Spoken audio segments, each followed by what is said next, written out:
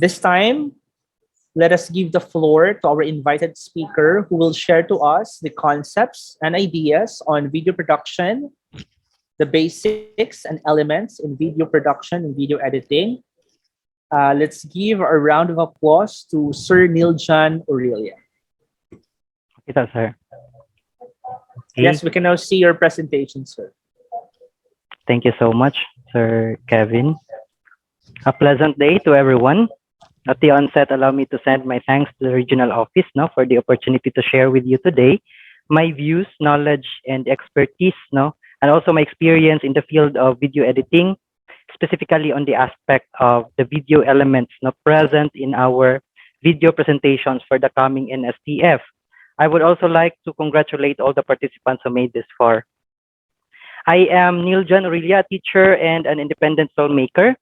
My video contents are on weddings, project report presentations, event coverage, research video presentation, video lessons for my classes, and other school-related activities such as virtual recognition programs. For some time now, I also became part of the technical working group in the video editing team in our division.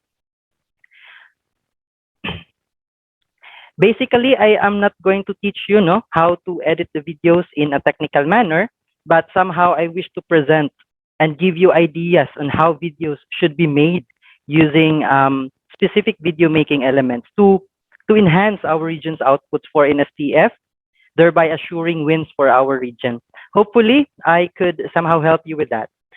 Here are our objectives for this discussion. First is I'm going to introduce to you and discuss now the basic video elements in the video production, identify areas for development in the various video outputs in Synticula, Likha, and STEMTalk Periment, then apply the learned concepts in the new outputs. Okay, so basically, every video production starts with a very careful planning. May plano talaga. There are a number of considerations that we have to think of: the time, the content, the script, the guidelines, the artist, the materials, the resources. So we call this stage actually as the pre-production stage.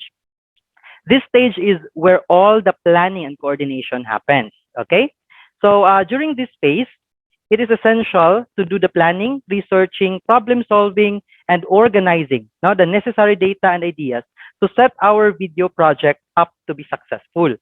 So one of the primary things that we have to consider is the goal of the video. Okay, what is the goal of our video? Is it to entertain primarily? Just like the STEMTalk Periments category, we need to present the information in a creative, joyful manner because that is the essence of a TikTok video. Therefore, our creativity will be tested to its limits with the added challenge of applying or showing fun science experiments in a 1-minute video presentation. For the Likha category, which is basically a research presentation, it is expected to be presented in a more formal setup. So our presentation would basically compose of pictures and our own videos, and maybe less of caricatures. Another consideration that we have is the audience.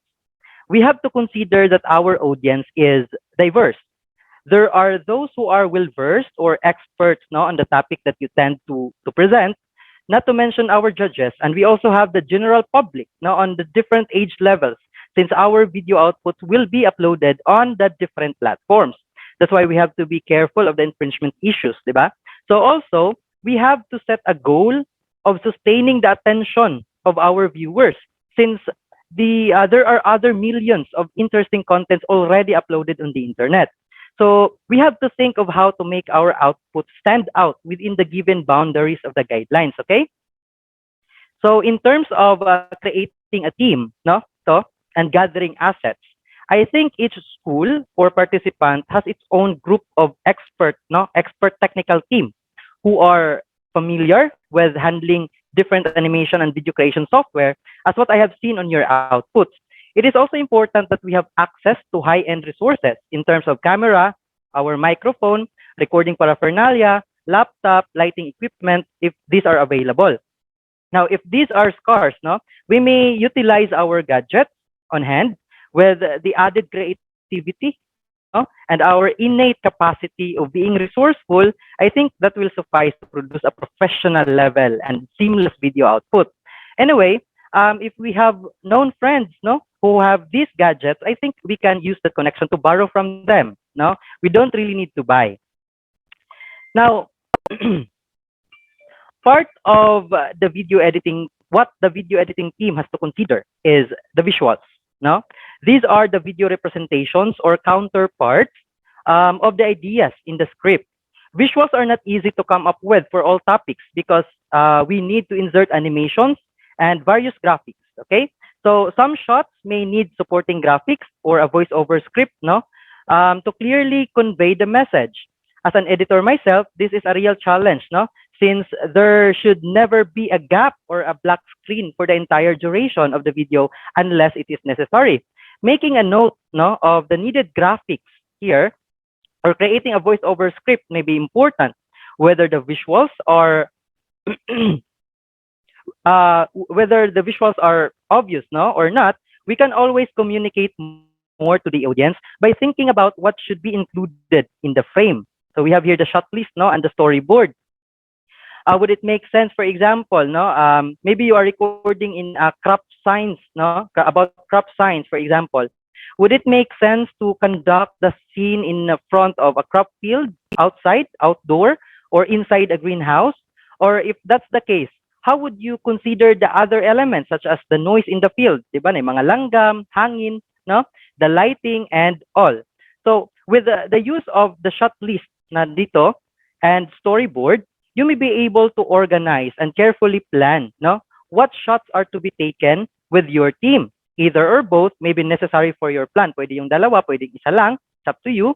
Shot lists are simply list of shots, no, you are planning on collecting that may have detailed notes that show the location. Pwede nyo include ang location, the time of the day, morning ba, afternoon, evening, the climate of or the weather, no, and the subject. Or you may also include the duration, no, on how many seconds would you take that shot, no.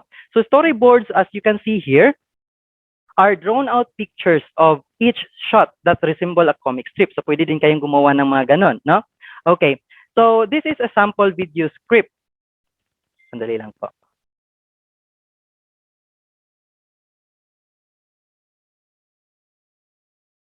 Later, I will show you the sample video script na sa next slide siguro. So after that is you are going to have the stages, no, of video production. Another stage is the production stage. Now, when you already have everything, no, during the planning, it is time to start capturing all the elements that we will have in our video output. It is now the production stage. So we must have prepared the plan, the materials, and ourselves, no, for the shoots. Okay. So of course, we have to set up our production stage or location. Will it be at home, in school, in a laboratory, or will we use a green screen for chroma key, or will we have it outdoor? So we must set up our microphone, di ba? So would it be wireless, no? Or we'll just use headsets or earphones, a condenser, a recorder, or anything available. Yan ang palobat ako. Anything available, no? That would capture a high quality sound. So do we have a portable ring light, for example, or light, no? Do we have a DSLR camera, or would our phone or laptop camera suffice? So if we already have all these things ready, we set all these things up during this stage. Now, if we needed no voiceover, it's also the time to record them. Okay. So one of the real challenges in a video making process is that every second and thought must be represented with relevant video capture. No, we don't just present something out of the blue or out of the context or download videos from other sources. And then in this case, no, we don't do that. And then just to fill in the gaps, no, or when we run out of our own videos. That's why we need to consider the length, no, of the time when a thought or idea is presented in our video, so that we will be able to capture relevant presentations to present, no, for that thought. So we call those actually, no, in video making, we call those as B-roll. Okay, these are actually extra footage that is used to support our story. So these are just some small clips, no, that we insert to emphasize our point to avoid long exposure to the same content so as to sustain the interest of our audience. Okay? So after the production, of course, no, the editor and the rest of the team should go to work. Ideally, we have the so-called video production team in our school who will begin the process to organize, plan, and edit the actual video. But in your case, the participants themselves, di ba? Now, now is the time to produce no the final story based on the script, the shot list, or the storyboard that you prepared. Now, music selection includes sound effects, background music, no? Make sure that this element suits the genre of your video. You cannot insert them just because they are the only ones available, okay? So remember that this will help establish the mood and sustain the interest of your audience. So this is relatively a great factor that we cannot just set aside. Now, the post-production stage is also the time when you showcase your skills now in using the video editing software. As for my case, I have used Power Director, Filmora, KineMaster, CapCut, TikTok, Canva, PowerPoint, and many others, even Zoom, no, because we can record in Zoom. So basically, I do not use just one video editing tool because each software has a distinct and specific feature.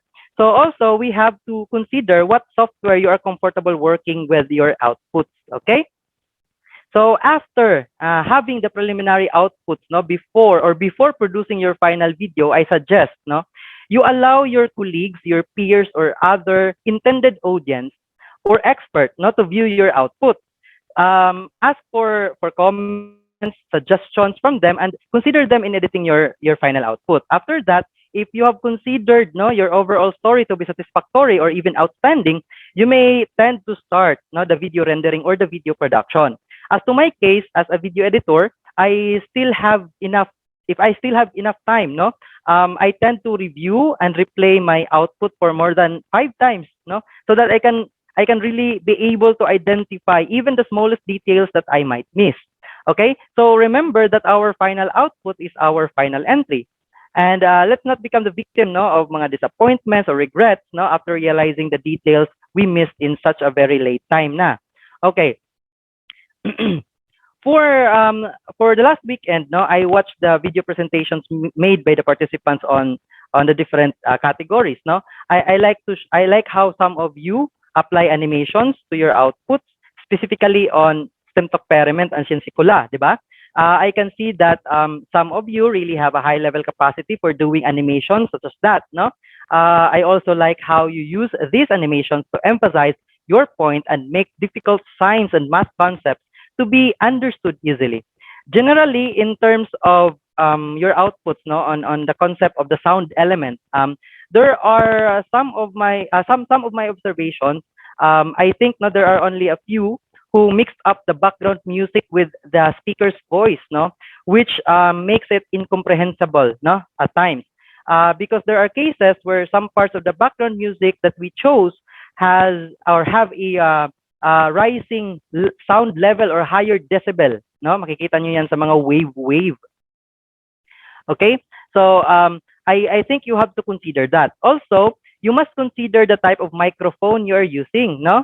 And also the area. Maybe there are people talking near you or even the slightest movement of papers, no? If you are recording in an office or even an electric fan or an aircon, no? That might add up no to the background noise, so you have to consider that. You have or in the final production you can actually carefully apply a noise reduction feature available in your software. Now there are some feature like that, no, which are available in some software. So but be careful in using this one so as not to distort. Sometimes kasi nadi-distort din yung original voice or ang overall sound quality ng voice natin. So for research presentations, I appreciate those who use tripods, no, for to properly hold their camera in a static location, avoiding unnecessary movements of the frame. There are also some of you who use a chroma key feature. Now that's good. The use of chroma keying is also wise, no? It just takes up a little bit of creativity, maybe, no, when it comes to using green screen or blue screens. Okay. So those are my observations. Now, aside from those, no, there are certain elements that you have to be very careful about to assure a high quality video output. These are the following. Itong walo, no? Length, script, content, format, sound, lighting, editing, text, and captions. Okay? Unahin natin yung video length. I think no the length of the required video output has been stipulated no in the regional memorandum number 440 series of 2022. But my concern in this element in relation to some of the output is we tend to sacrifice the overall video production just to meet the standard time set no by applying a what a fast forward effect no nagiging nagpa fast forward tayo.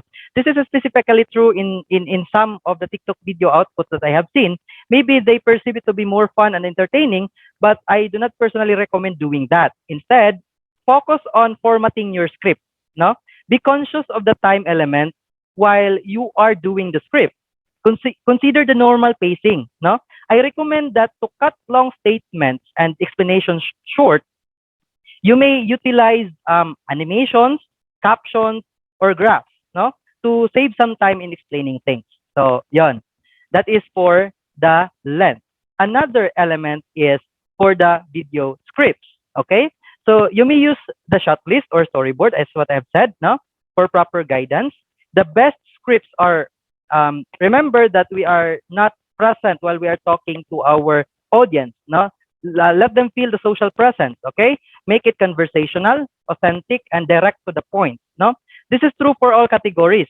Try to tell a clear and engaging story that leads to the action you'd like your viewers to take at the end.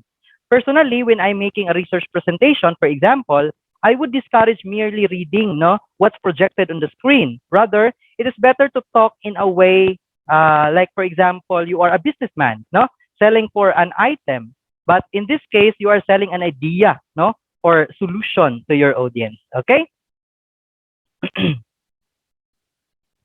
So this is what I've said about the sample, no, video script, no, that we can prepare. This is actually called as a two column, no, type of script or type of layout, pero three columns talaga sila, no.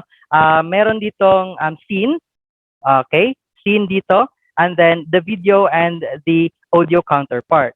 So you can specify also here the time, no, the seconds, the number of seconds each of the scene will be played on your final output. So we can put here the graphics, no, what graphics will we be shown, no, in that particular part of the time, and then we can also have the sound effects here. So it's up to us to use this format. Okay. I also noticed the unnecessary movement of your eyes, no, during recording because we tend to read the manuscript, diba, while on screen. It might be better. It might be better to use a teleprompter. Now, in my case, I download a cell phone application or use a projector instead. Now, in front of me, so that I may look like a TV reporter whose eyes are always on camera, thereby creating a continuous connection to my audience. Eyes to eyes is very important. No, it is also better, no, that way. Okay. So that is for the script. Next is for the video content. Now, as to the video content, I think you are the master of this, no? Because this is your expertise, and because my field is not really on sciences, because I am an English teacher. But in my opinion, no, the real challenge here is being able to let the audience, no, understand your concept or content, irrespective of the type of the audience, since you tend to communicate with general viewers, no, of different age levels. I think that's what you have to achieve, no, in terms of this one. Now, for the graphics, I think we have to insert here the idea, no, on the use of the graphics, because when you use graphics or caricature, make sure to be consistent with the type of the graphic design. Okay? For example, when you use a 2D design, perhaps you have to consistently use that format, not to create a unified and cohesive effect. Be conscious also of the color of the text, the color even of the graphics, no? Just like what I have used here, I am using a red camera because this part of my screen is red, and I am using here somewhat a blue, no, related color, because parang ganon, no? So that may relasyon talaga lahat, okay? So make sure you achieve consistency and relatedness in this element, okay? So as to the visuals, no, actually video content primarily refers to the visuals or the video that you capture, which will be used in your output. So please present videos based on your shot list. Yung shot list kanina, pa nakita ko. so as to assure that the video and the script are really interrelated. Okay? Next is we have the video format. I think the format and resolution as well were given no, in the guidelines. Just follow that. Now, strive for a video resolution of at least 72 pixels. No, that is what we called as standard HD. Now, full HD is 1080. No, so it is helpful if our video kapag 1080 kasi it is useful when we play your video in a magnified version or in a large flat screen or a video projector. For STEM Talk Experiment, of course, we use portrait, no? Unlike the other categories which use a standard landscape mode. Okay. Now, the next element is on the video sound. The sound, no? This is equally important to our video, okay? Ito, about the video sound. This is very important, as I've said. Let us use a good recording device that will not distort our natural voice. We can use noise cancelling paraphernalia for this, no? If our cell phone or regular headphone or headset has a good sound reception, you can try that. Then that might do. We just have to be very careful where and when. The time is also is of the essence. Because if you are recording at night, no, there are unnecessary noise that will be recorded also. So we are so that there will be no unnecessary noise in our background. If we have a multi-directional microphone, much better. Labi na kung nag-move tayo sa ating video, no? That one, the one that can receive sound clearly from any direction, especially when we are moving. So if not, we may also apply a lip sync technique, no? But be careful. Make sure that it will really be synchronized in the final output. Now, a good microphone and a quiet environment are key here. Okay, so if you live, if your live scenes are shot on a smartphone, for example, don't rely on the built-in microphone. No, kung malayo ka sa phone, mahina din yung boses. Instead, use a lavalier style, microphone that plugs into your camera, the one which you can clip, on your collar for a better sound reception and sound output. Okay. Now we also have considerations for the background music. This one also, background music. In my standard, it should not be over 30% of the loudness, compared to the speaker's voice. Okay?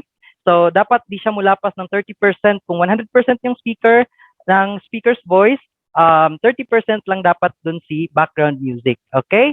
Personally, that is my standard, ensuring that the background music will not interfere or make my voice incomprehensible at some point. Make sure also to review the entire soundtrack when applying the background music.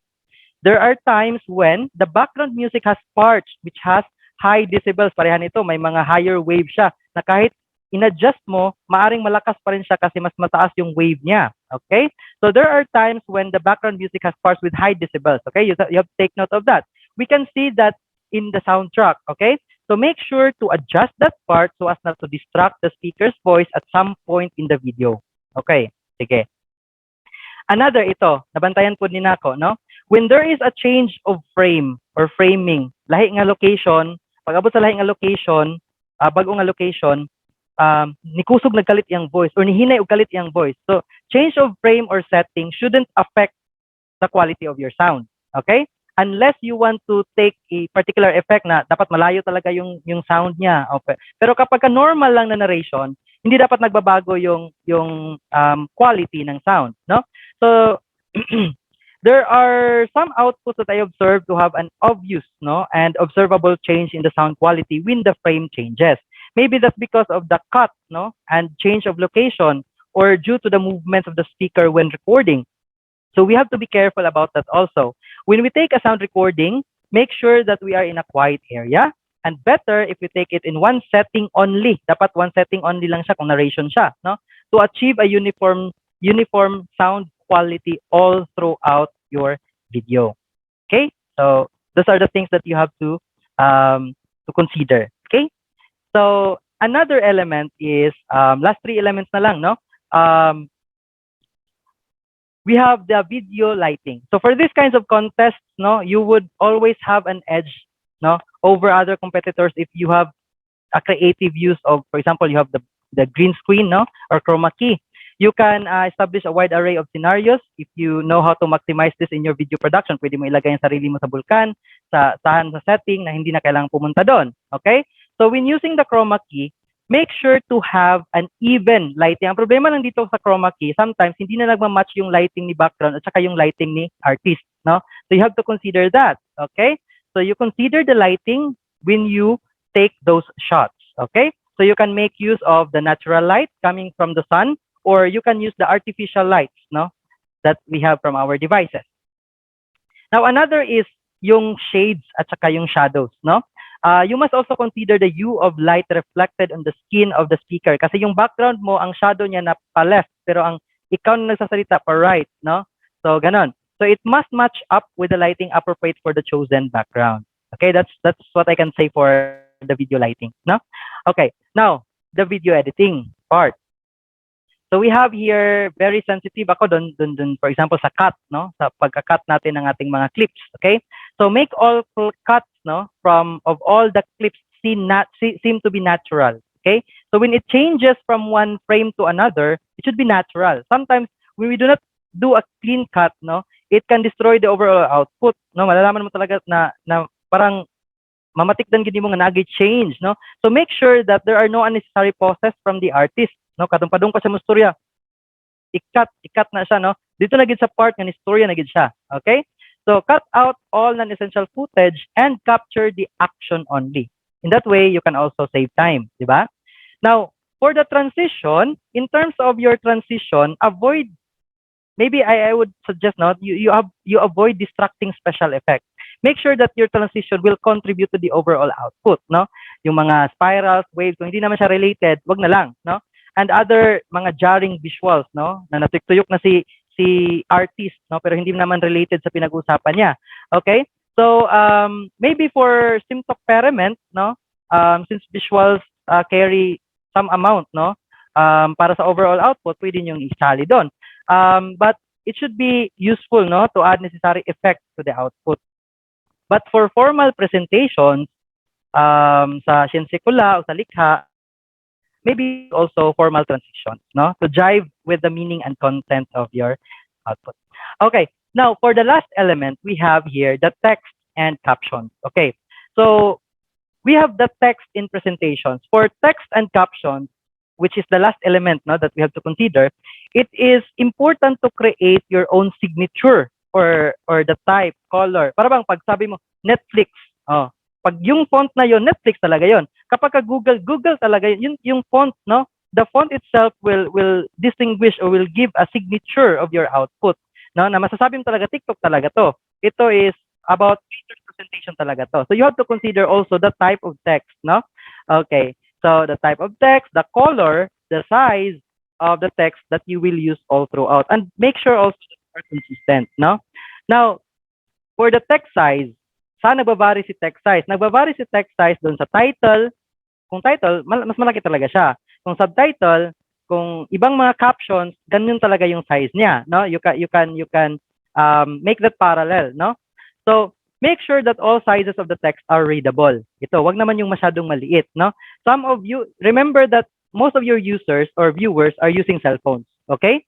So, some of you are using closed caption na may mga subtitles, though that is not necessary because YouTube and Facebook automatically applies this function. But if you are asked to do so, you can include it, no? But make it consistent.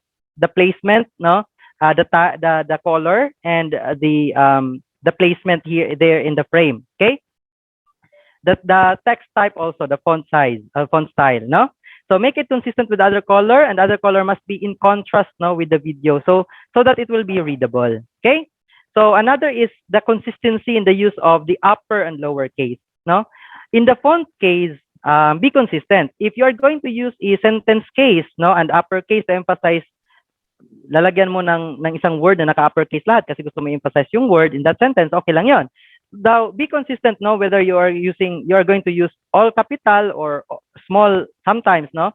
That might carry kasi a different meaning when we deal with language semantics and pragmatics, no. So be careful with that also. Now, for same, no, with the text color, you have to be consistent with that, and the font style. Okay, so for the font style, choose appropriate font style, no? If it is for fun or entertainment, moving fonts, no? Pwede na gumagalaw ng mga fonts, pwede yon, no? But make sure that it will not clutter your overall presentation. Then review your knowledge maybe, no, on the sans serif, no? Those type of fonts, okay? So, mayroon pala ako dito, ano, sample. So these are actually, no, the elements of the video production. So I hope you will consider all of these elements in enhancing your output. No, thank you so much for listening, and God bless, and let us ace, no, the NSTF, everyone. Thank you.